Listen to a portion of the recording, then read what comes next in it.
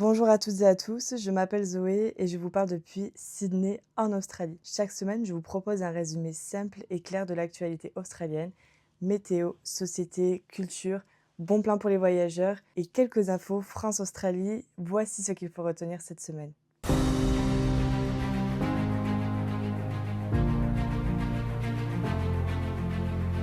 Cette semaine, la météo a fait beaucoup parler d'elle. En Tasmanie, des vents très violents ont atteint jusqu'à 160 km/h, provoquant la chute d'arbres, des coupures d'électricité et même 2 décès. Plus de 20 000 foyers ont été privés de courant et certaines routes sont restées bloquées pendant plusieurs heures. Les États du Sud comme Victoria et la Nouvelle-Galles du Sud sont encore en alerte météo avec des risques de pluie et de rafales ce week-end. Si vous voyagez en van ou si vous campez, vérifiez bien les conditions avant de reprendre la route.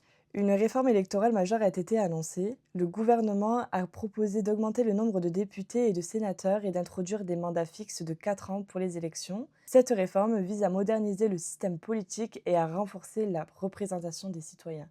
Le ministre spécial d'État, Don Farrell, a souligné que ces changements pourraient améliorer la stabilité politique et la transparence du processus électoral. Cette initiative survient après des critiques concernant la taille actuelle du Parlement et la flexibilité des dates électorales. Côté société, le logement est un gros sujet en Australie. La Banque centrale australienne a expliqué cette semaine que la hausse des prix n'est pas seulement liée au taux d'intérêt, mais surtout à un manque de logements disponibles.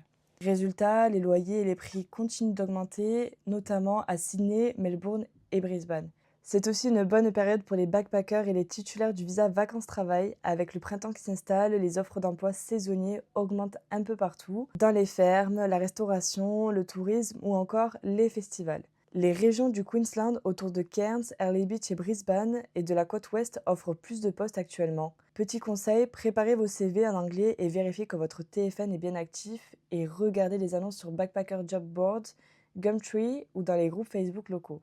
Et si vous cherchez un job avec un logement inclus, pensez aux fermes fruitières ou aux hostels. C'est souvent le bon plan pour économiser et rencontrer du monde. Côté culture, c'est la période des festivals. À Sydney, le festival Parramatta Lanes revient du 16 au 19 octobre avec de la street food, de la musique live et des installations lumineuses dans tout le quartier. À Melbourne, les événements autour du printemps continuent avec marchés artisanaux, food truck et comédie dans toute la ville. Et si vous aimez le golf, sachez que le tournoi Live Golf d'Adélaïde a confirmé qu'il changera de lieu en 2027, preuve du succès grandissant de cet événement sportif. Petit point France-Australie pour finir, cette semaine, la France était à l'honneur au Congrès international de l'astronautique à Sydney. Le CNES et plusieurs entreprises françaises du secteur spatial ont présenté leurs projets, notamment sur la surveillance des océans et des incendies depuis l'espace. Ces échanges renforcent la coopération scientifique entre les deux pays après plusieurs années de tensions liées à l'accord des sous-marins, une belle image de collaboration technologique entre Paris et Canberra.